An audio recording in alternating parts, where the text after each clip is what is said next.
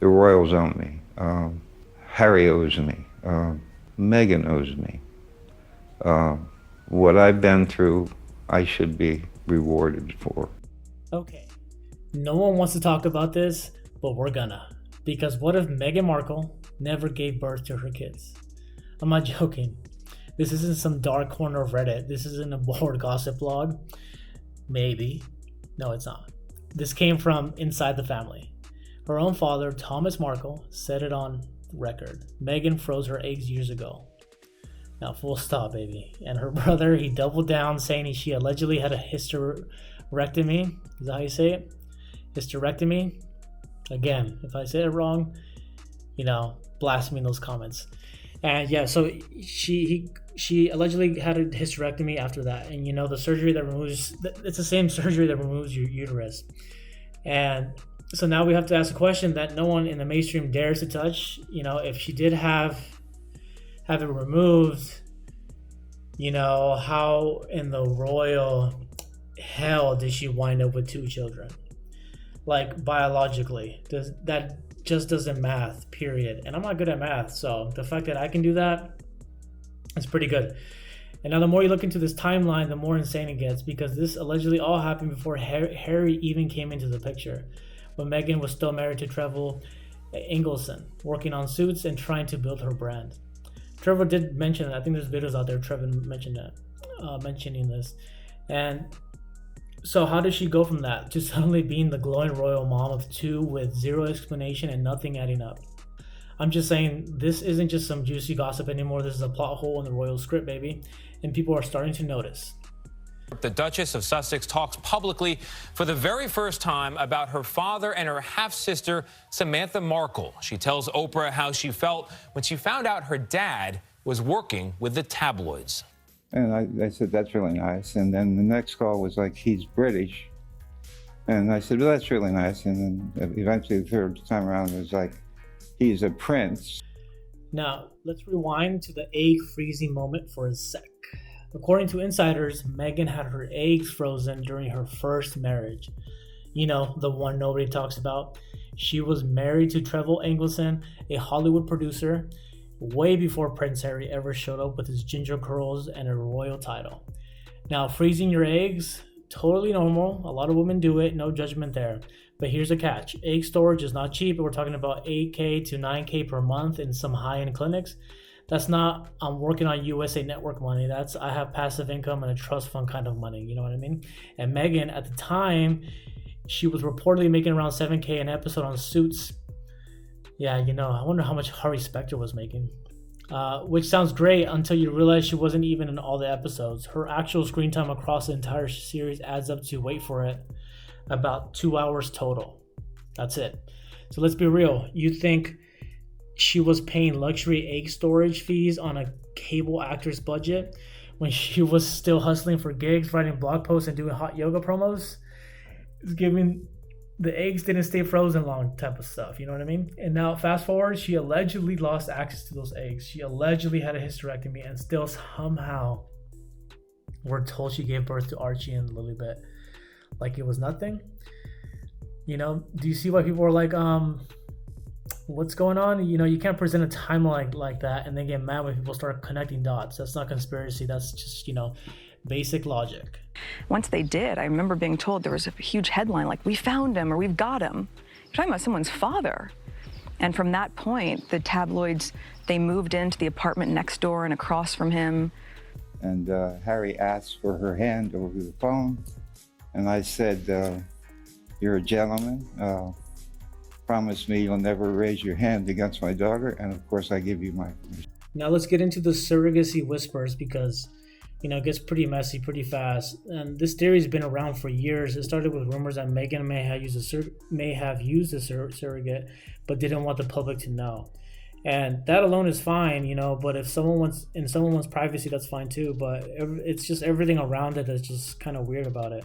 The birth certificate, how initially it didn't have Meghan's royal title in there in Archie's documents, and then it did. There was like a lot of back and forth and editing on the document, and it's not pretty normal in like normal situations. You can't just keep changing it like that. And even officials were confused by the inconsistencies in there, and they actually reached out directly to King Charles for more clarification. And since when are people reaching out directly to the king about someone's paperwork like that? That only happens when someone is seriously weird behind the scenes. It's giving up a lot of cover-up vibes, and instead of clearing it up, they just slapped the royal title back on and kept it pushing. So now people are wondering why the edit, why the confusion, and why the back and forth in this basic something basic as a birth certificate. If it's all legit, then why all the weird cleanup behind the scenes? It's probably a lot more to that, and you don't go to these lengths unless there's something to hide, in my opinion. All right, now let's talk about that moon bump. Did it feel like betrayal when you found out your father was working with the tabloids? I'm just trying to decide if I'm comfortable even talking about that. Because if the birth certificate stuff made you raise an eyebrow, this is the part that made the internet fully lose its mind. There's this clip, I'm sure you've seen it, where Meghan's in the hospital room. She's twerking, dancing, having this little joyful celebration with a massive belly. And when it dropped, people just, lost it. Everyone started talking about it. But why? Well, mainly because that bump was moving like a prop, not like a baby belly, like a prop. And when you zoom in, the belly does shift a little weird. It folds a little weird, it flattens a little weird, and it pops back a little bit weird. Doesn't seem natural. And when people slowed it down frame by frame, people are crazy, and they froze it, they screen recorded it, and they compared it, to a real pregnancy movement. And basically everyone's agreeing that this isn't real. And some even dubbed it Moon Bumpgate. And it was during a time where, hospitals were really strict back then, in 2020, and, pregnant women couldn't even bring their partners in. No filming, no guests, nothing. Yeah, here's Meghan doing a glam shoot in a hospital gown with perfect lighting. Not sure how that happened. Now, what kind of access do you need to walk into a hospital room during a pandemic and start filming TikToks with a camera crew? It's not adding up at all. People weren't just confused. They were angry because if this whole moment was staged, that's not just a lie, that's a betrayal of public trust during a global crisis. And let's be real, it wouldn't be the first time celebrities have staged this. And it's a thing for sure, and it's not even really shocking anymore. But when it's a royal during that time and the whole narrative is being used to build a brand, then it's not just weird, it's pretty crazy that it's calculated like that, It's insane world we live in. Let's be fair, because I already hear the defenders in the comments typing in all caps, bumps move, every pregnancy is different, leave her alone. And listen, they're not totally wrong. Some OBGYNs and midwives, here I am mansplaining to you guys, but anyways, have actually spoken up about this, trying to shut down the conspiracy spiral. They said bumps can absolutely shift, flatten, or look weird depending on how the baby's positioned. One midwife even said she's seen way freakier belly movements during contractions, like alien movie level stuff. Okay, I can see that. But, It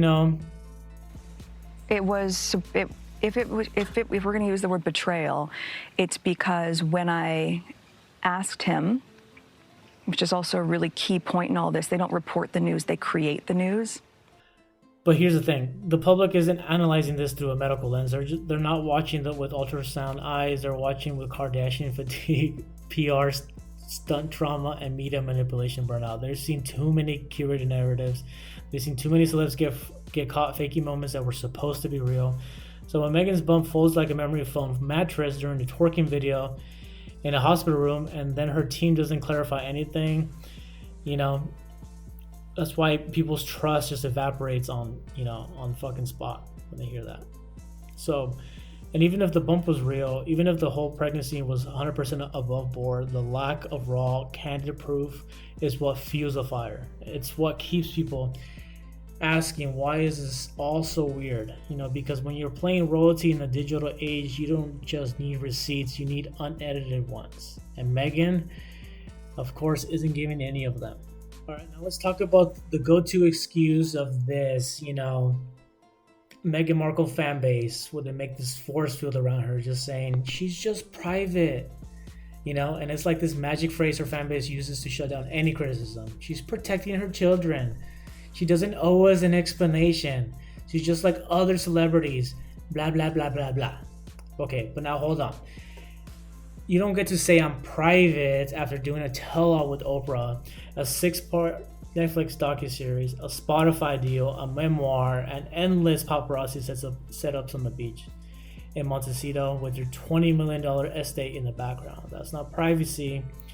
That's performance, baby. That's curated exclusivity. That's strategic mystery sold at full MF retail price, baby. And what's worse, it's a selective emotional access she gives us. You know, one minute she's doing a podcast about motherhood, the next she's dodging basic questions about her kids like they're classified state secrets. You can't have it both ways, you know, and you can't believe or you can't build your brand around being a relatable mom while never showing a single, you know, unscripted moment with your kids. You can't throw around phrases like as a mother while everything the public sees looks like it's been staged, reviewed, and filtered 5 times before posting. And that's what people are picking up on, you know, not the hate, not the all the other things that she's like seems to be, you know, saying that's going on, you know. And something just doesn't track here. And the tighter Meghan, you know, tries to control her image, the more unnatural it starts to feel. Like she's not protecting the kids, she's just protecting that image, baby. Ever since she took her titles out or whatever they did with that stuff, like she's been trying to be this specific type of, you know, person, you know. All right, unlike Meghan, I'm gonna be, you know, pretty real about this. Let's keep it real. You want to know why people are questioning Meghan's motherhood? Because the actual footage doesn't help her case, like, at all. Like, have you guys seen this? It doesn't help her at all. There's this one clip, she's holding a toddler, and I don't even know how to explain it except to say it looks like she's never held a child in her life. The kid's flailing. Meghan's gripping them like a handbag. No eye contact, no soft, you know, mom voice or anything like that. Just a blank face, rigid posture, and death behind the eyes. And it happens, you know, multiple times, you know, red carpets, family events, you know. When have you seen like anything natural? I haven't, you know. Even in their own Netflix doc, the scenes with the kids feel like they were shot on the green screen. Like the family bonding moments were rehearsed 5 times and it still fell off. I can see that for sure. Them just another take family, you know. Now here's where it goes into full, you know, like simulation mode. There was a Disneyland outing, you know. I'm sure you guys heard, you know, it sounds normal enough, except people noticed something bizarre. The girl seen walking with Meghan on day 1 didn't look like the girl seen on day 2. Same general outfit, same context, but the face was different, the vibe was different, even the height looked off. And suddenly the internet exploded with this insane theory. Are they using stand-in children? Like we're talking body doubles for toddlers. I know how insane that sounds, but ask yourself, how did we get to the point where people even think that's possible? And the answer, like, is when everything feels so staged, people start assuming everything is staged, because you know what genuine looks like? You know, messy, candid, uncontrollable, and nothing Meghan does at all, you know, nothing that she does at all, it feels like, you know, genuine. It just feels messy. It feels like it was passed through a legal team and 3 PR managers before hitting the timeline. And, you know, which leads me to the wildest question yet. All right, now, like, you know, you can burn me at the stake, but I think we should stop dancing around it. Let's just say, for the sake of argument, that the worst theories are true. That Meghan used a surrogate, that the pregnancies were faked, and that the bump was a prop and the babies were brought in through a secret arrangement. That alone is insane. But here's a real scandal. Why is the palace playing along? Why were birth certificates adjusted? Why did Harry fight so hard to give the kids HRH titles when Queen Elizabeth explicitly said no? Why are Meghan and Harry still listed on the official royal family website when they've trashed the monarchy publicly multiple times, you know, in many different like formats, right? We're not talking about a couple that left quietly. We're talking about 2 people who dropped royal secrets like a Lil Wayne diss track and still gets treated like they're part of the firm. So what gives? Either the palace is completely asleep at the wheel, or they're complicit. Either way, nobody's checking the receipts, nor is anyone, you know, I don't think no one really cares, honestly. They're just giving us a show, you know. They're just, you know, keeping us entertained and stuff like that.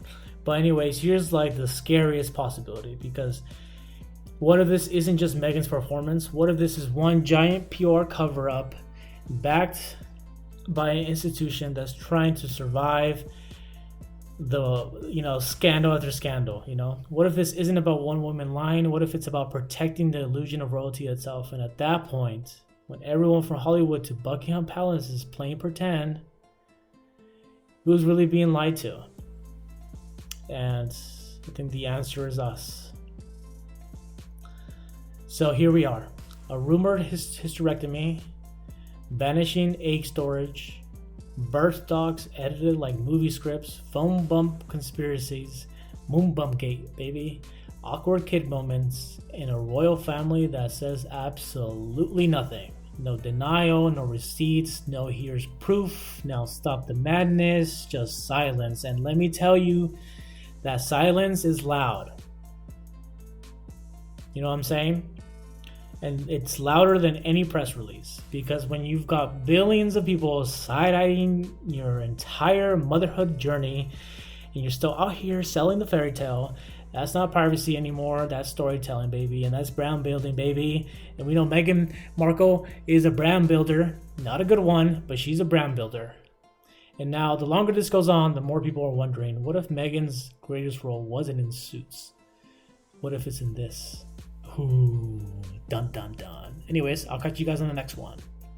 Let me know in the comments if Meghan's cool or not. What do you guys think about her? Let me know.